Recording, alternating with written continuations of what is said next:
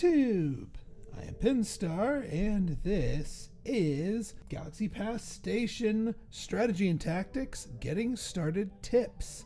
So today is the public release of Galaxy Pass Station. I've been playing it a lot, more than just the 2 episodes of my Let's Play series that I've posted up. I've been playing it a lot in the background, and have come up with some tips to help you get your stations started. So, without any further ado, let's dive in, shall we? Tip number 1. You may start the second contact by entering in code 1729. That being said, I would recommend going through the first contact tutorial phase. Tip number 2. When offered your different starting bonuses, in my opinion, absolute strongest one is the advanced production at the station.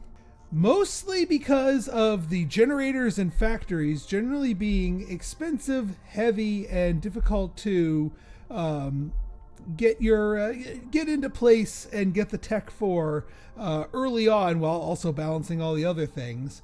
But not to mention, your drones seem to be a lot more efficient when pulling batteries from the generator, the large one, than with the mini generators. So I would absolutely pick that and make your first things be your big generator, a goods factory, which you get 2 of, and not to mention you get 3 more worker drones in addition to the one that you start with automatically with anyway. And all of these fit very nicely in this top room.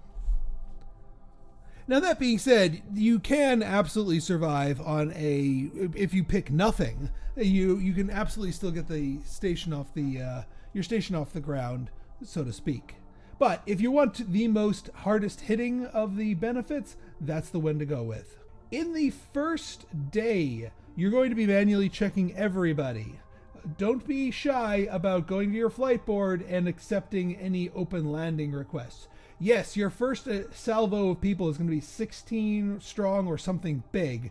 You want every warm body, or cold body in the case of robots, in your station so you can check them manually for all the resources and money they provide. Tip number 3, you start with the parts. Even regardless of what starting conditions you decided to go with, you start with the conditions needed to build an automated bureaucrat. Don't build it right away.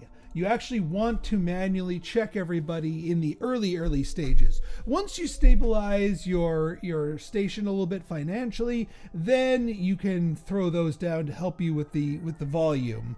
But in the early game, don't feel the need to put them down right away. When checking people, have the game paused. Now, when you go in to check somebody, the game is going to unpause itself while you're on the checking screen, but it will repause itself once you return. So it incentivizes you to be quick about it. Another tip, generally accepting bribes are not worth it. There is a chance that your boss catches you and fines you many thousands of dollars for accepting the bribe, which is much more than whatever they were bribing you with. So yeah, usually check them. Another tip is just because they're offering you a bribe does not necessarily mean that their stuff is actually wrong. I mean, this person's stuff is wrong, but do not automatically assume that they're wrong just because they tried to bribe you. Another tip, don't be shy about checking the expiration dates against the clock. That is something that's it takes more brain power for you manually to check it. So usually just compare it. It's worth it, even for the hit in satisfaction, even if you get it right. Once you get your DNA up, your very first research, I would highly recommend going to vending machines. This allows you to fill 2 different needs that your station cannot in the beginning fill. So if somebody, contrary to somebody giving you a bribe, if somebody asks you to back off, then actually it's not too bad to actually back off, especially if you do have your automated checking or automated bureaucrat down, they will get a happiness bonus and they'll get the check done anyway. They're not trying to bribe you, so there's no chance of getting fined. That being said, we don't have our automated bureaucrat down, so we're going to annoy them and check them anyway. Another tip is when you find an error, it will give you a percentage of errors found. Look for the others to get more of a bonus, like their weight, or their manufacturing date, or their species. Once you have 100% found, then reject them. You will find your rewards are much greater. Also, you get documents from rejecting people, but don't reject people unless they actually deserve to be rejected, or you will be penalized. The second thing that I like to research once you get some documents is robotic delivery. Not only is it fairly cheap on the documents side, but it helps us out financially in the early game. A good early setup for the freebies that you get with your snack machine here are as follows. Machine, garbage pail, and then all the way over here, another machine. The water cooler can go into the other room. Worth putting down though, water coolers are really, really good. Try to put the floor in which you are checking people's documents, if you're setting up automated checkers, and the floor in which your people are relaxing on different floors. You want to minimize the amount of use of the elevators that that the people are doing.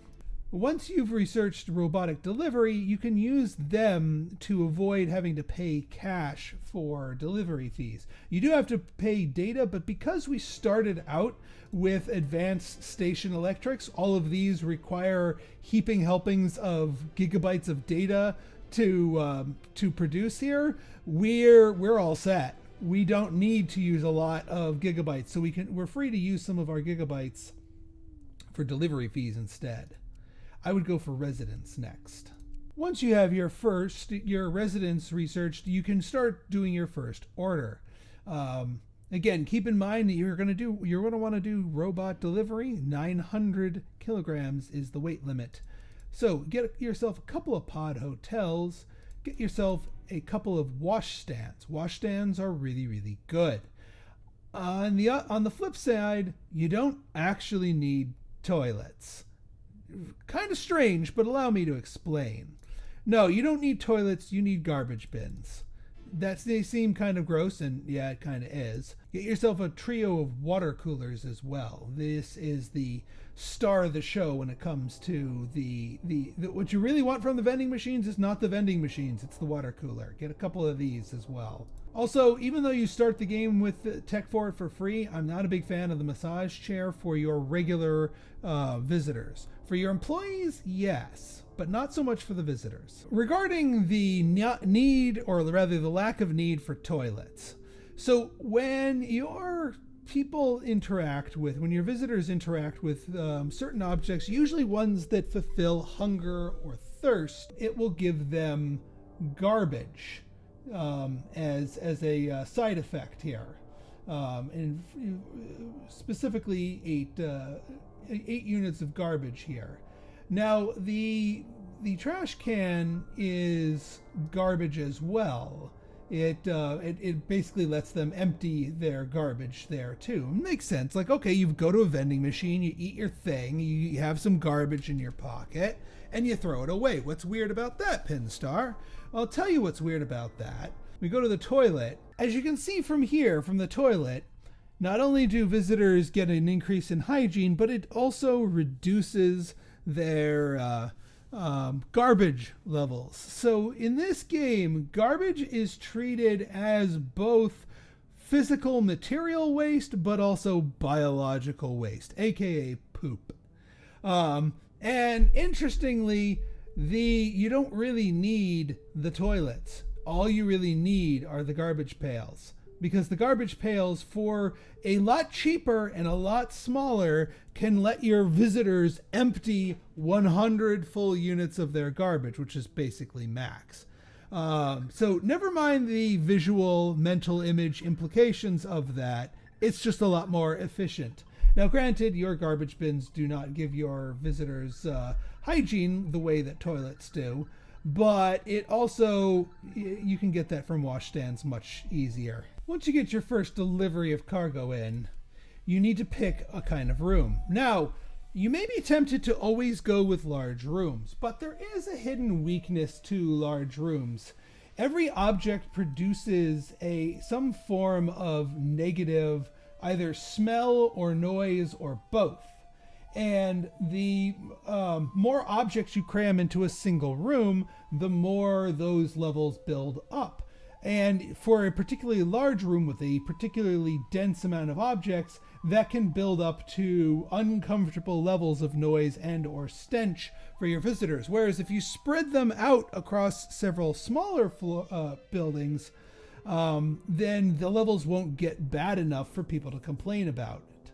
So sometimes it is worth it to build yourself a medium room, or more medium rooms, rather than trying to cram everything into large rooms. Another tip, don't be afraid to, if you have some excess software, to upgrade, specifically your fast workers. Your workers are going to be doing a lot of running around, and having them run around faster is not a bad thing. The shower, while not a bad thing, is also dwarfed by the washstand in terms of efficiency for getting hygiene up.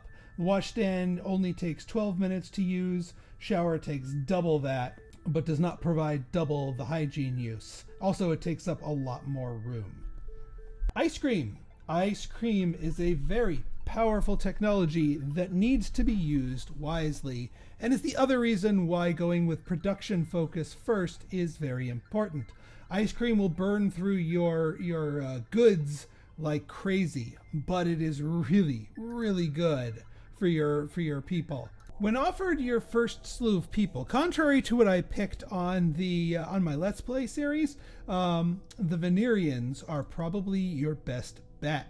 They not only some of them increase the beauty of the rooms that they visit, they give you a lot of DNA and documents, are not that needy, and tend to come with a lot of money because they sometimes spawn with rich. It's a very, very good first choice. And that, my friends, are my tips to getting started. This should get you off to a strong start, both financially, structurally, technologically, and via the inhabitants. So if you guys like this episode and you want to see more like it, go ahead and hit that like button, hit that subscribe button, and leave me a comment. Good, bad, or indifferent, your feedback's always welcome. So until next time, it's been Pinstar signing out. See ya.